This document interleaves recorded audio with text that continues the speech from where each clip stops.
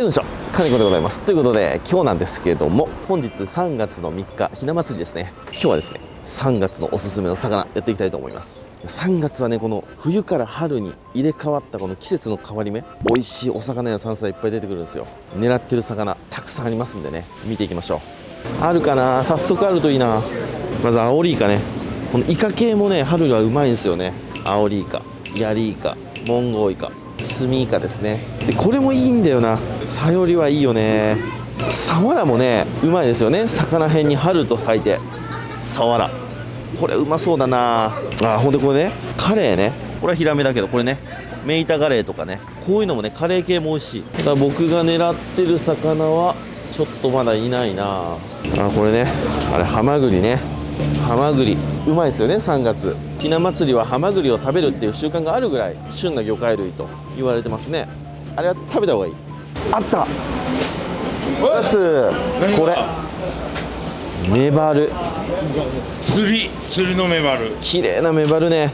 僕の3月のおすすめはこれメバルです。うまいんですよ3月は。取れる場所にもよりますけどね、クオリティはね。やっぱ綺麗なやつ買いたいよね。買いたい、はい、釣り物なんですね。釣り物です。あざっす。メバルとかいないですよね。お、マジ？お、マジか、おるじゃん。おるよ。あ、もうめちゃくちゃいいやん。やっぱ今うまいですよね。で野地と池で全然違う。地元の漁師って自分らの取っとる魚ってあんまり食わんのだけどさ、この生きたメバルの煮魚だけは地元の漁師も大ごちそうだ。いや、そうなんすよ。みんなテンション上がる。そう、このねメバルはね生きてるやつを見つけにしてほしいんだよ。やっぱりさ、キンキとかも美味しいけど、まあ、確かに油はあるけど、メバル特有の味とか香りがちゃんとあるよな。めっちゃわかる。やっぱりね、まあこのサイズだと刺身でもうまいけど、本当にうまいなと思うもんな。身がねはぜるぐらいの煮付けのメバルは最高。すごいいいやつだった。これは巡り合わせですね。はい、というわけで私の3月のおすすめの魚はメバルでございました。スタジオに帰って料理していきたいと思います。それじゃあ帰宅。ただいまということで帰ってまいりました。3月のおすすめの魚、こちらメバルでございますね。今日撮影日はひな祭りですので、ハマグリとサヨリも買ってきました。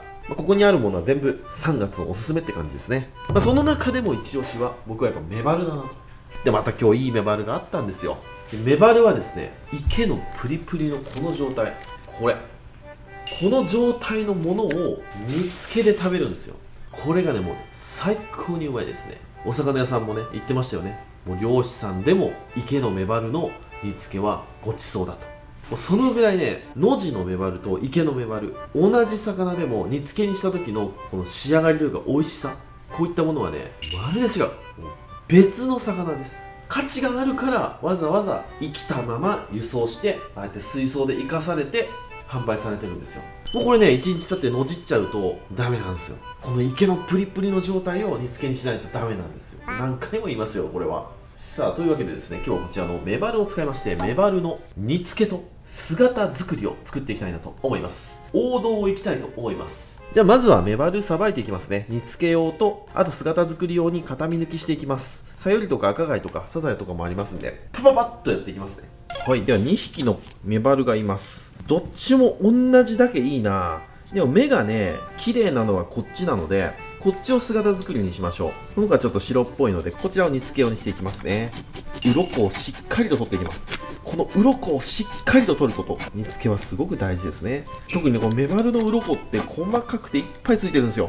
これ口の中入ると最悪なんで、まずは一回大まかに鱗かきでこういったちゃんとかま下とかね、尻尾の裏とかヒレの後ろ、こういったところまできれいに取っていきます。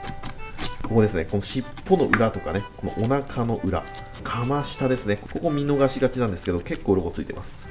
流れ的には左に頭を持っていって、で頭を持ってこういう感じですね。鱗かきは動かさずに魚を動かして鱗を取っていくと、こういう形です。で裏向けて、次はお腹から背中って感じですね。そうすると仕事が早いです。そしたら次は包丁で軽くなでます。仕上げですね。鱗かきで取り逃がしたものをこうやって包丁で取る感じですね。で包丁でこうやってこそぐと、こうやってぬめりも落ちるんですよね。なので仕上げは包丁でやってあげる。そしたら次はエラと内臓を抜いていきます。メバルをこういう風に置きます。そしてこの顎ですね、顎のところに包丁を置くと、そうするとエラがバカッと開きます。そしたらここに包丁を入れてグリッと、で目を持つと危なくないですね。こういう感じで取ります。こう入れてエラを巻き込んで取る感じですね。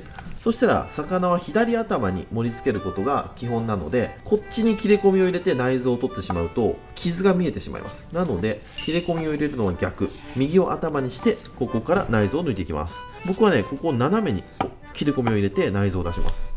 ここから横に入れてもいいんですけどね、こっちの方が綺麗に内臓が出ます。でここ深く入れすぎると今みたいにこうやって苦玉潰しちゃうんでね、気をつけてください。これ失敗例です。苦玉潰しちゃったらすぐにこうやって洗い流しましょう。内臓脂肪ありですね。肝もこれ煮付けにするとうまいので、これも煮付けます。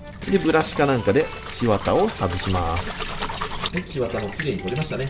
これであとは切れ込みを入れてこういう風に、あとは熱湯をさっとかけて顔の鱗と全体のぬめりを霜降りで取っていって煮つけるだけですね。次こちらの片身抜きしていきましょうか。今日はね片身抜きしてこういうなんかねアートっぽい感じにお刺身を作りたいので、あえてこっち側は鱗取りません。でこっち側を抜いていきます。なのでまずエラ抜いちゃいますね。先ほどと同様、まずはエラを抜いていくと。でエラ抜くときに僕はできるだけ顎とエラがくっついた状態で取りたいんですよ。さっきのこの煮付け用のやつもほらこうやってくっついてますよね。この状態で落としたい。でここが外れちゃうと煮付けにしたときに分裂しちゃうんですよね。こうやってバカってここがくっついてるとこの状態で保ってくれますんで、できるだけここがくっついた方が僕は好き。ここビュッと切ってエラ抜く方もいますけどね、その方がやりやすいんですよ。ただ見た目的なこと言うと外さない方が綺麗なのかなと思います。うわーこれ本当にいいメバル、素晴らしいな。これサイズがね25、6ってどこかな。お27ありますね。あと3センチで尺メバルですね。でもこのメバルのこの25センチを超えてからの1センチってめっちゃくちゃ変わるんですよ。もうね1センチ変わることで体高と顔が変わってきます。25ぐらいまでだったらね意外と頑張れば釣れたりするんですけど、それ以上はなかなか釣れない、僕らの地域では。ではこちら片身抜いていきます。そしたら次こちらからお腹を切って内臓を出していきます。はい、こんな感じですね。そしたらここから1本入れて骨を断ち切らないようにここで尻尾にも1本入れて下ろしていきます。おおまだ生きてる。で背中にも1本。メバルの刺身はねうまいんですよ。正直ブドウ割り自体はそんなにいい魚ではありません。カサゴとかそっち系なので身は取りにくいんですが、このねメバルはうまいんだ。こっちはまっさらな状態、こっちは片身が抜かれてるって状態ですね。この状態にします。今日これ盛り付けるんですけど、こっちの身じゃどうするのかって話なんですけど、こっちの身は後で鱗取って煮付けにもできます。お刺身にもできますし、やっぱ姿作りはアートなので綺麗に作ることが大事なんでね。はい、こんな感じ。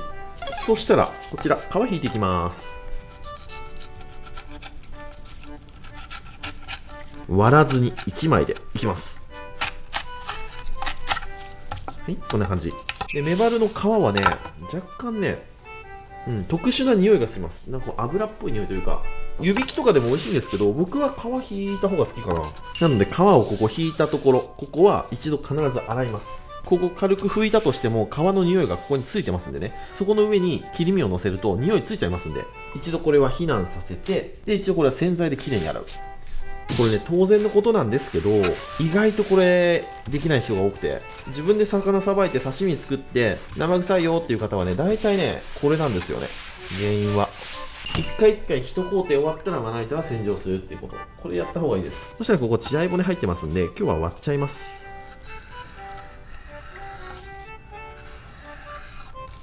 はい、このような感じで柵が取れました。次はじゃあサヨリさばいていきましょう。いいサヨリだ。ここまで大きいサヨリはなかなかお目にかかれないですよ。このサヨリの姿作りもまた綺麗なんですけどね。今日は身だけ使っていきますね。頭、内臓を落とします。これサヨリっていうのは腹黒いんですよ。お腹の中真っ黒ですよね。で、なんで消化器官がこんな黒いかというと、プランクトンや小型の甲殻類を食べてますんで、これらを消化する過程で腸内に含まれる消化液や分泌物の影響で内臓が黒っぽくなるんじゃないかなと言われておりますよ。で、よく聞くのが光を遮断する役割があるんじゃないかなっていう。これね、結構いろんな人から聞きますね。透明なんですよ、お腹側は特に。なんでこの黒い膜があるおかげで内臓が丸見えじゃないんですよ。この黒じゃなかったら内臓丸見えみたいなんですよね。なんで黒い内臓は下から光を吸収することで敵から目立ちにくくする効果があるかもしれません。なんで黒いかはもう明確な理由は分かりません。ただ一つ分かることは今の時期サヨリがうまいってこと。これだけは間違いないです。だからお刺身映えする魚ですね。忘れてた。ここに腹びれがついてますんで、腹びれはこれで抜いちゃってもいいかも。皮引くときにめくりやすくなりますんでね。ここに2個ついてますんで、これは抜いちゃう。これ取ってもね、引っかかることは引っかかるんですよ。なんである程度ちょっと落とさないとダメなんですけどね。まずは大名おろし。サヨリは大名でいいです。こんな感じで。ちょっとね、こう鮮度がいいので骨が青っぽくて食欲をそそらない色なんですが、味はうまいぞと。はい、3枚におろしたらお腹の骨をすいちゃいます。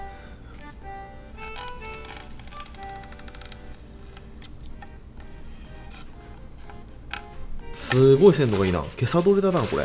で3枚おろしにして普通に皮引いていくやり方と、あとは尻尾を落としてここで開いちゃうんですよ。腹開き。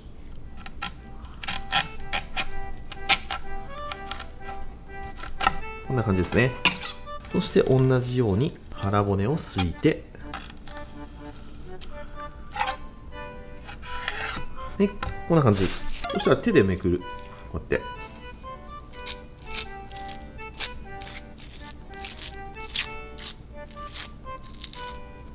こうですね。あー、ミスった。でもこれ苦手なんですよ。僕こうなっちゃうんですよ。もうこれね、ギンギンがこうやって取れちゃうと価値が半減しちゃう。刺身としての苦手なんだよな俺。なんで僕は3枚おろしにして皮引く方が断然好き。でちょっとここ落とすんですよ。もったいないんですけどね。落とした方が綺麗に皮が引けます。こう尻尾から入れて銀側を残すイメージで、めっちゃ綺麗にいきました。これすごい綺麗ですよ。ほら、僕はこっちの方が得意。上手い人はね、手抜きうまいですけど、なんかあれでやる必要はないのかなっていう、こ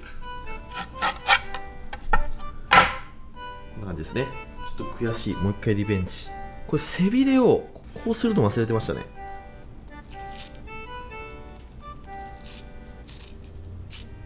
でもちょっとうまくいきましたね。問題こっちなんだよな。頭から外してここに置いて、でもやっぱギンギンはね残りにくいんですよね。ほら、手向きこんな感じ、包丁仕上げこんな感じ。やっぱ違いますね全然。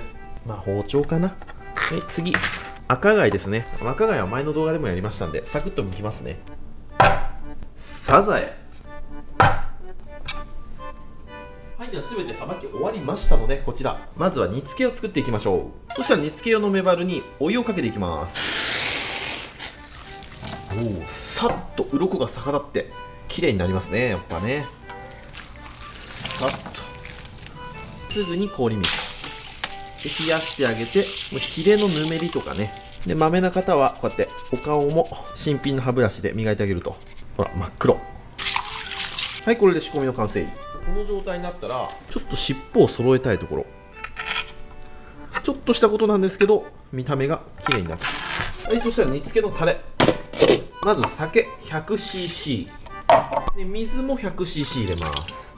でザラメを大さじ1ちょっとぐらいで、ここにみりん入れてもいいんですけど、みりんはねこの段階で入れちゃうと魚の肉が硬くなっちゃうんで、最後に甘さ調整で少し入れてもいいかもしれませんね。ザラメがすごくコクがあってうまいのでこれでいきます。でそこにお醤油を 50cc で、水100、酒100、醤油50で、ザラメ大さじ1から2ですね。でそこにメバルを入れます。うわ、ちょっと入らない？ちょっと入らないか。でかいな。ちょっとねこう尻尾が鍋肌についちゃう場合はアルミホイルを当ててあげる。こうやって。そうすると鍋肌にくっつかないんでね。煮だれをかけて煮つけていきます。ここに大根とか入れて煮ても美味しい。今日はでもメバルだけでいきますね。はい、来ましたね。このメバルの煮付けの匂いがしてきました。なんでしょうね、このメバルの煮付けって独特なこの匂いがしますよね。夜ご近所さんからね、この匂いがしてきたら、あ、メバル煮付けてるなってわかる。そのぐらいメバルってね、不思議な魚なんだよな。この言っとることわかる方いませんかね。落とし蓋して火入れてってもいいんですが、丁寧な煮付けはこうやって常にあったかい煮だれを上からかけてあげる。かけて上に熱を入れていく。で、お好みの汁の濃さまで持っていきます。もうちょっと濃いのが好きな方はもっと煮詰めるし、このぐらいサラサラなのがいい方はこうやって火を入れてって、ちょっと煮詰まってきたなと思ったら少し水を入れてサラサラに戻すと。僕はね、結構濃いめが好きなので、もう少しこのまま煮付けていきます。いい感じにメバル自体に照りが乗ってきましたね。本当に煮付けっていろんな作り方あるんで正解はないんですけど、ただ一つ言えることは、いいお醤油とザラメを使った方が絶対美味しい。上白糖でなくてザラメが好きかな。うわー、めちゃくちゃうまそうですね。ほら、これ生きてるんでこう反り返ってくるんですよ。これなんです。池のメバルの煮付けはこれなんです。反るんです。この反りこそがうまい煮付けなんです。で、たまにこうやって舌もずらしてあげないと舌が焦げちゃうんでね。だいぶ煮だれが少なくなってきましたね。うわ、うまっ、激うま。甘くて美味しい。よし、このぐらいにしてもらおう。みりんは今日はいりませんね。あーセーフ。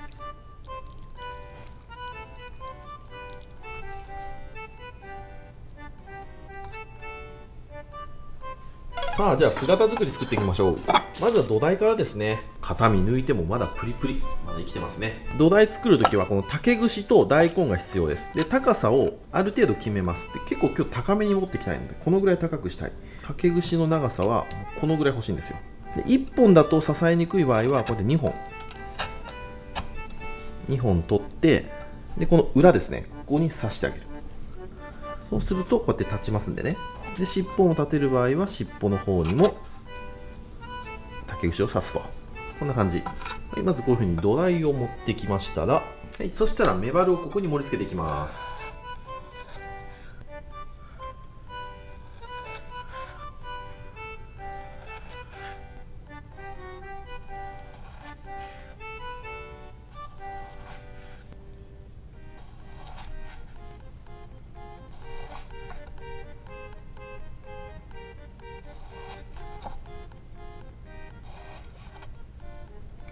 これで背中1本分ですね。次、腹ですね。腹はね、メバルとちっちゃいので、そんなに取れませんけど、4切れぐらいは取れるかな。1、2、3、4切れですね。はい、ここ、メバルが入りました。そしたら、次は、ここにさよりいきますか。ちょこっとだけ、つま乗せます。この大葉で、この大根の土台を隠します。土台は恥ずかしいのでね、こうやって隠しちゃう。ここの土台もこうやって大葉で隠す。大葉はね、みっともないところを隠すものです。こんな感じで立ててあげると大葉綺麗ですよね。そしたら次、さよりですね。さよりはね、いろんな切り方ができます。どうやって切っても綺麗。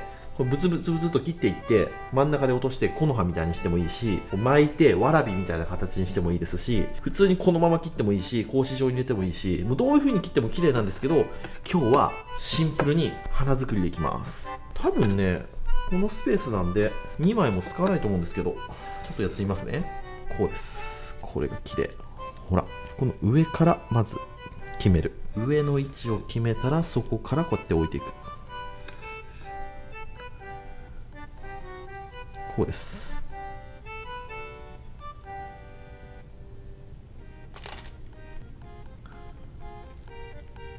片身で1枚でした。で、もう少し切っていきます。そしたら真ん中にここにサザエを置きましょう。おお、いいね。やっぱ刺し盛りってサザエが入るとパシッと決まってきますよね。で、赤貝。ちょっと飾り包丁入れます。で、パチンとするとこんな感じですね。綺麗に反り返ります。とんがってない方ですね。こっち側入ったら、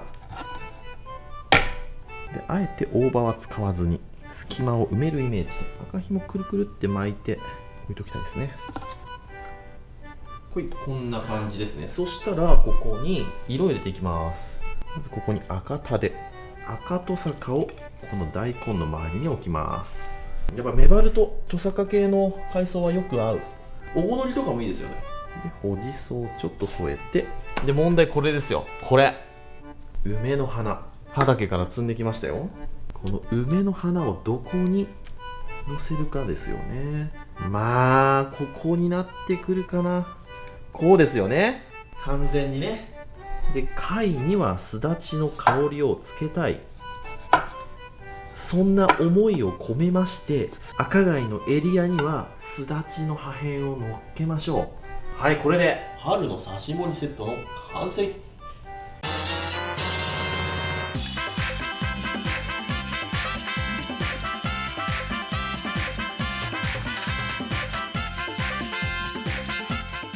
はい、じゃあ完成。いただきます。よし、じゃあ食べていこう。はい、こちらが本日の盛り合わせですね。メバルメインの春尽くし4点盛りですね。メバル、サザエ、赤貝、サヨリ、最高ですね。でこちらがメバルの煮付け、これうまいよ。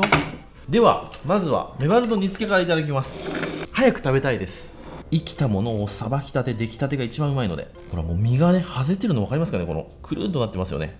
これが生きてる証拠で、メバルの身はコロッと取れるんですよ。コロッとね、これがうまい。いただきます。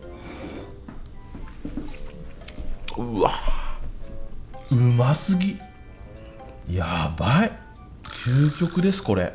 うわ、美味しい。今の時期のメバルは本当に甘みが強い。口の中に残る余韻、この甘さの余韻がね長いんだ。これ本当にうまい。でこの池だとこの身がふわっふわなんですよ。口の中に入れたら溶けますよ。九条ネギでもよく合う。でこの皮目がうまいんですよ。うまい魚だな。北海道にねガヤメバルっていう種類のメバルもいるんですよ。正式名称エゾメバルっていうんですけど、ガヤメバルもね安価でうまいんですけど、やっぱりね今の時期はこの本メバルがうまい。この黒メバルですか。あと流通するメバルはあと柳メバルか、柳の舞もねうまいですけど、やっぱり本メバルが僕は好きだな。値段も高いんですけどね、それだけの価値はあるんです。このメバルが今日は1尾1500円ぐらいです。めっちゃいい買い物したと思います。だって漁師さんが取ってわざわざ生かして市場まで持ってきて、で仲買さんが買って、でその買ったものを水槽車に入れて生かした状態で市場までね1時間ぐらいかけて運んで販売するものですからね。それが1500円ですから、もう僕破格だと思います。いい魚は本当に高いんですよ。本当に美味しい煮付けをこうやって食べようと思うとお店では4000円ぐらいはするんじゃないかな。ただこの煮付けを食べたら煮付けの概念がひっくり返りますよ。好きな食べ物メバルの煮付けになるんじゃないかな。だって漁師さんがごちそうっていうぐらいですから。僕も港町で育ったので小さい頃からねこのメバルの生きた煮付けっていうのはよく食べましたけど、本当にやっぱ美味しいですね。ほんでこれ食べ終わった後に楽しみがまだ待っとんですよ。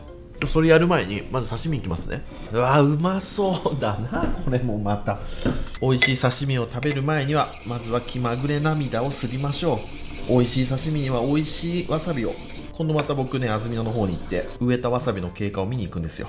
また動画撮りますんで見てください。一生懸命植えたやつ、これセカンドチャンネルでね植えてきました。育ってるかな。さあではいただきましょう。まずはメバルからいきますね。今日はねかなり薄切りにしたので3枚ぐらい一緒にいきますね。これが池のメバルの刺身、つやつや。いただきます。うわー、うまっ。これ誰もが好きな白身です。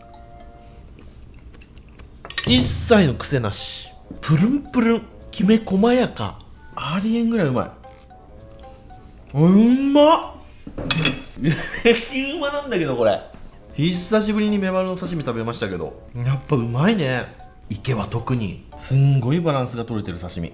さよりちょっと小さく切ったのでこちらも3切れまとめていただきます。でわさびをつけていただきます。美味しいな。さよりもうまいな。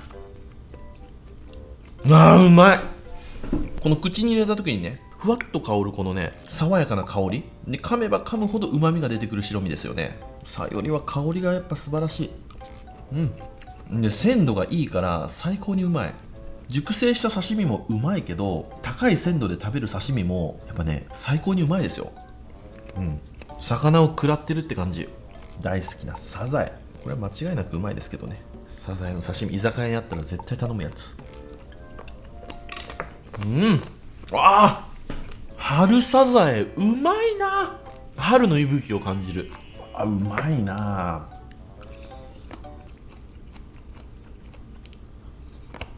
やばい、無限に食べれちゃう。困ったもんだ。次は赤貝。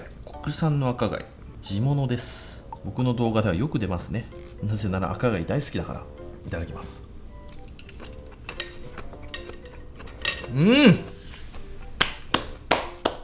うまなってきた。これ今の時期はね、こう肉が厚くなってきて風味豊かになってくるんですよね。うまいな。煮つけ、じゃあ食べていきます。ここの顎のところめっちゃうま。あんまりにもうますぎて忘れてました。じゃん、ゲームのやつめっちゃ忘れてた。今このタイミングで飲みたい。このメバルの煮つけが口の中に残ってる余韻。6対4ですね。ちょっと泡多め。いただきます。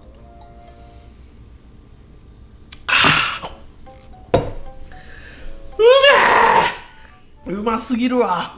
よし、じゃあこの骨、これがねごちそうなんですよ。まずこの骨を器に入れます。こうやってね、骨をポキポキ折ります。でこうヒレとかね、こういうところも全部入れます。全部です。こういう骨とかも、こういうとこもね。でここに熱々のお湯をかけます。でそんな入れすぎないのがポイント。このぐらいでお湯入ったら箸でこうやって崩す。頭とかもねガチャガチャに崩します。この状態でこれで1分ぐらい待ちます。では1分経過しました。こちらメバルの骨湯、これがね最高にうまいんです。いただきます。うめえ、これがメインじゃない。もうこれ程よくついたこの煮だれの甘さと骨から出るこの甘い出汁、これだけでただのお湯が極上のスープに変わります。これはうますぎるわ。質のいい魚の煮付けであればあるほど骨湯はうまい。特にこれね、根魚でこれやるとすっごいうまいんですよ。これマジでうまいな。ちょっと待ってくれ。で飲み進めて最後に行けば行くほど出汁が濃くなるんですよ。うめえわ。で2杯目はねちょっと味はね落ちますよ。出がらしみたいになります。で2杯目行きたい人はここに少し煮だれ入れるんですよ。ちょこっとね。この煮だれにも出汁がたっぷり入ってますから。2杯目、1杯目ほどねやっぱ感動はないんですけどうまいですよ。それじっくり食べていくよ。